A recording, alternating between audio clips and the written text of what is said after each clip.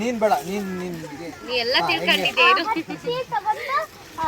ಹತ್ತಿ ತಗೊಂಡು ಅಲ್ಲ 9 ಸೀಟ್ ತಗೊಂಡು ಅವೆಲ್ಲ ಪ್ಲಾನ್ ಮಾಡಿ ಹತ್ತಾಗುತ್ತೆ ಅಂದ್ರೆ ಅದನ್ನ ಅದರಲ್ಲಿ ಫ್ರೂಟ್ ಇದ್ರೆ ಅದನ್ನ ಆ ಫ್ರೂಟ್ ತಗೊಂಡು ಅದನ್ನ ಹೆಸಿದ್ರೆ ಅದನ್ನ ಮೋರ್ ದೆನ್ 10 ಅಂದ್ರೆ ಅದನ್ನ 10 ತಗೊಂಡ್ಬಿಟ್ಟು ಅಂದ್ರೆ ನೀವು ಇಷ್ಟು ದಿನ ನೋಡಿರೋದು ಬರೀ ಬೀಜ ಸೀಡ್ ಹಾಕಿ ಅಲ್ವಾ ಮಲ್ಟಿಪ್ಲೈ ಮಾಡೋದಲ್ವಾ?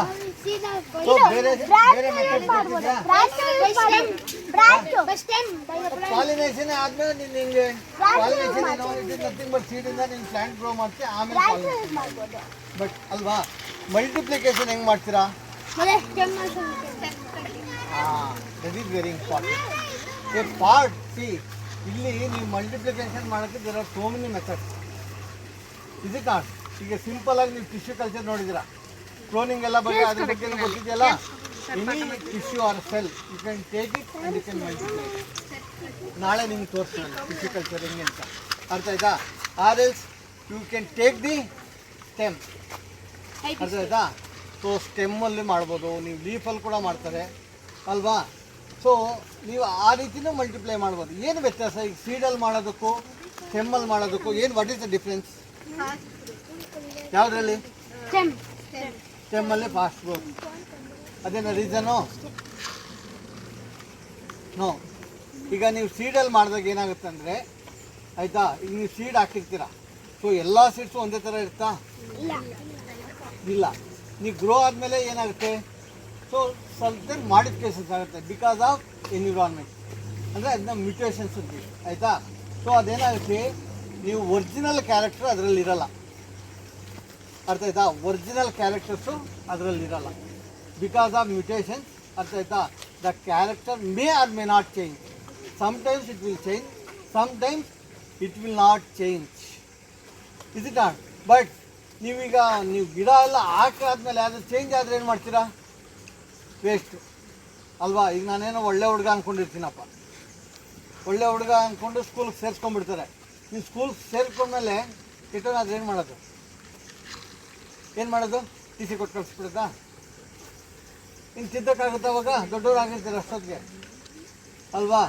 ಅದಕ್ಕೆ ಏನು ಮಾಡ್ತೀವಿ ನಾವು, ಈ ಕಟಿಂಗ್ಸಲ್ಲಿ ಮಾಡಿದಾಗ ಏನಾಗುತ್ತೆ, ನಿಮಗೂ ಫ್ರೂಟ್ ಟೈಪ್ ಸಿಗುತ್ತೆ. ಅಂದರೆ ಮದರ್ ಪ್ಲ್ಯಾಂಟಲ್ಲಿ ಯಾವ ಕ್ಯಾರೆಕ್ಟರಿಸ್ಟಿಕ್ಸ್ ಇರ್ತಲ್ಲ, ಯಾವ ಗುಣಗಳಿರ್ತಾವಲ್ಲ, ಅದೇ ಗುಣಗಳನ್ನ ನೀವು ನೆಕ್ಸ್ಟ್ ಕಟಿಂಗ್ಸ್ ಮಾಡಿ ನೀವು ಪ್ಲ್ಯಾಂಟ್ ಗ್ರೋ ಮಾಡಿದ್ರೆ you will get the same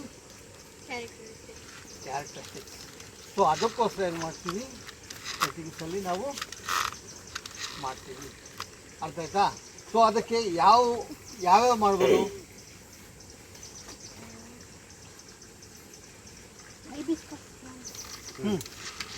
very simple ಆಗಿ ನಿಮ್ಮ ಮನೆಗಳ ಹತ್ರ ಯಾವ್ದು ಮಾಡಿದ್ದೀರಾ? ಹೈಬಿಸ್ಕಸ್. ಮತ್ತೆ ರೋಸ್ ಬರೋದಿಲ್ಲ, ಅದು ಹೈಬಿಸ್ಕಸ್ ಕಟ್ಟಿಂಗ್ಸ್ ಅಂತಾರೆ. ಕಡ್ಡಿ ತೆಗೆದು ಅಲ್ಲಿ ಹಾಕಿದಾಗ ಹೈಬಿಸ್ಕಸ್ ಗಿಡ ಆಗುತ್ತೆ. ರೋಸು ನೀವು ಕಡ್ಡಿ ಹಾಕಿದಾಗ ಅದು ರೋಸೇ ಆಗುತ್ತೆ, ಆದರೆ ಹೂ ಬರೋದಿಲ್ಲ. ಅದು ವಾಟರ್ ಸೆಕ್ಟರ್ಸ್ ಅಂತಾರೆ, ಅಂದರೆ ಸುಮ್ಮನೆ ಬೆಳ್ಕೊಂಡು ಹೋಗ್ತಾ ಇರ್ತದೆ. ಅದಕ್ಕೆ ಬಡ್ಡಿಂಗ್ ಮಾಡಬೇಕು. ಬಡ್ಡಿಂಗ್ ಮಾಡಿದಾಗ ನಿಮ್ಗೆ ಅಲ್ಲೊಂದು ಕೆಂಪು ಹೂವು ದಪ್ಪದು ಏನೋ ಸಿಗುತ್ತೆ ಅಂದಾಗ ಅದರಿಂದ ಕಡ್ಡಿ ತಂದು ನೀವು ಹಾಕಿದಂಥ ಕಟ್ಟಿಂಗ್ಗೆ ಬಡ್ಡಿಂಗ್ ಮಾಡಿದಾಗ ಆ ಕೆಂಪು ಹೂವು ಅಲ್ಲಿ ಬರುತ್ತೆ, ಇಲ್ಲ ಅಂದರೆ ಬರೋದಿಲ್ಲ. ಅದೇ ಬೆಳೆಯುತ್ತೆ, ಗಿಡ ಬೆಳೀತದೆ ಅಷ್ಟೇ, ಉಪಯೋಗ ಇಲ್ಲ. ಸ್ಕೂಲ್ ಸೇರಿಸಲ್ಲ ಅನ್ನಂಗೆ ಅದನ್ನು ತೋರಿಸ್ತೀವಿ. ರೋಸಲ್ಲಿ ನೀವು ಬಡ್ಡಿಂಗ್ ಹೆಂಗೆ ಮಾಡಬೇಕು ಅಂತ ತೋರಿಸ್ತೀವಿ. ಅದಾದಮೇಲೆ ಹಣ್ಣಿನ ಗಿಡದಲ್ಲಿ ಕಟಿಂಗ್ಸು, ಏರ್ ಲೇರಿಂಗ್ ಅಂತಾರೆ, ಆಮೇಲೆ ಬಡ್ಡಿಂಗ್ ಅಂತಾರೆ, ಚಿಪ್ ಬಡ್ಡಿಂಗ್ ಅಂತಾರೆ, ಗ್ರಾಫ್ಟಿಂಗ್ ಅಂತಾರೆ. ಈ ಥರ ತುಂಬ ರೀತಿ ಇದ್ದಾವೆ.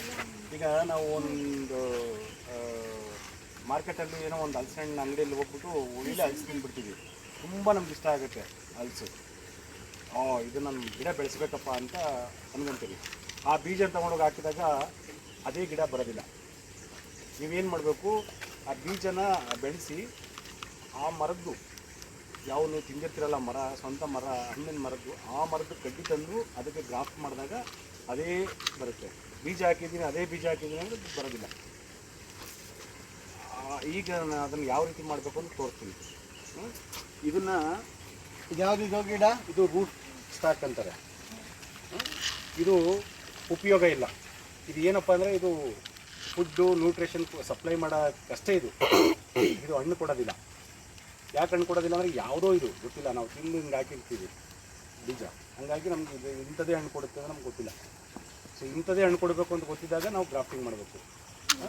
ಈಗ ಇದನ್ನು ನಾನು ಗ್ರಾಫ್ಟಿಂಗ್ ಯಾವ ರೀತಿ ಮಾಡೋದು ಅಂತ ತೋರಿಸ್ತೀನಿ. ಇದನ್ನ ಹೆಂಗೆ ಮಾಡ್ತೀರಾ?